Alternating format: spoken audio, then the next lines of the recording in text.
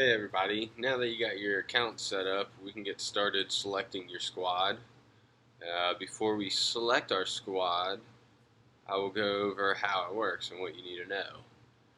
So, you'll be selecting 15 players. Of those 15 players, you'll have 2 goalkeepers, 5 defenders, 5 midfielders, and 3 forwards. From those, you'll take 11 as your starters, and then 4 will be on your bench. So, 15 players, 2 goalkeepers, 5 defenders, 5 midfielders, 3 forwards. You'll start 11, and 4 will be on your bench. So, we can go ahead and start selecting our squad and get some players filled in here. And remember, as you're selecting, that all of this can be changed as many times as you need to between now and game week 1 deadline, which is 90 minutes before the first game of the week. So that's every game week. It'll be that way 90 minutes before. Let's see. As fixtures come out or get changed, you'll probably make some adjustments to this.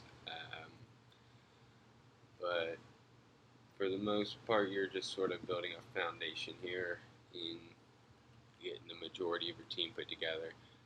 Just sort of think about who are some players that you feel are must-have players for your squad, and make sure to kind of get them in. And you'll work and try to fit the budget.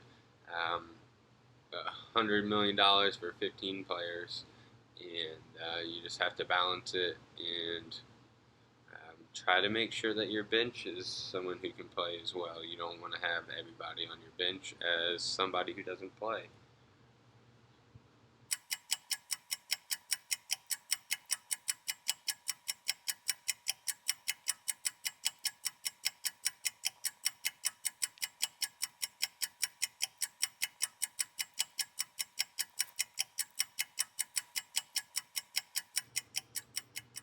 Alright, now that we've got all our players selected, which again, all these can change. There may be issues with Pulisic who needs to come out if he's not ready by the season start, or just simple changing people around, making things work. We'll go ahead and submit our squad. So you come up with a name for your squad, and ours will be the FPL. The FPL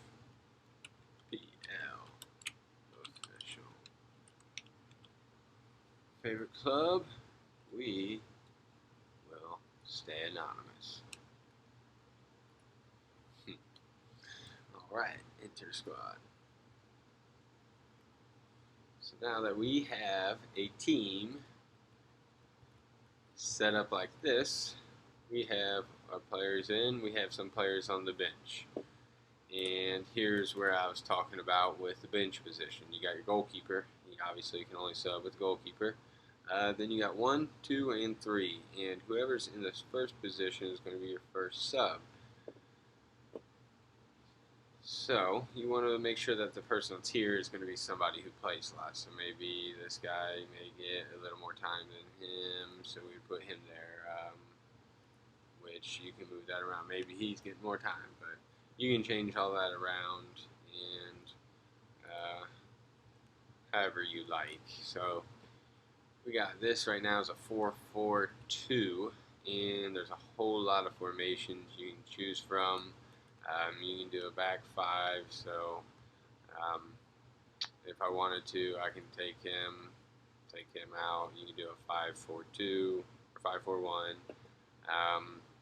I can add in another midfielder, take out that. We can have 5 in the mid, 1 up top. You can do all sorts of different things. One thing I will show you is if you have Werner here, and your first position here is a defender. When he goes to play, if he hits 0 minutes and goes to sub, and it is Brentwaite there, then your defender won't go in. You have to have a minimum of 1 forward and so that will not sub. The same thing can happen if we have not enough defenders in. Say you got this going on, and then you've got Davis in this spot. So if you have three at the back and Trent doesn't play, it'll go to sub, and your first selection is a forward.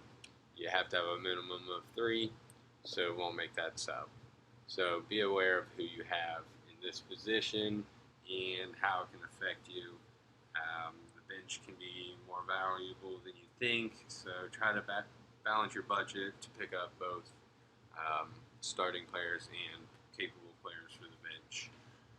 Um, and remember, these can change over and over and over up until game week 1 deadline. So as far as squad selection goes, that's what you need to know. Go ahead and select your team, see what you can come up with. Remember to have all your selections in before game week 1. Set your starters, your bench, choose your captain and vice, which I'll cover more detail on that in a later video. I hope you all learned from this. I know when I first started, it took me a little while to get a hang of how everything worked, what I needed to do, and I think this can just clear it up and make it quicker for some of you guys to get into playing Fantasy Premier League. If you did find it helpful, I'd appreciate it if you gave me a like or subscribe.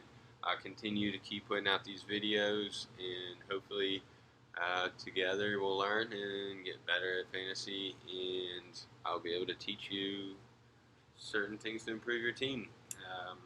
Thanks for your time, and I'll see you in the next video.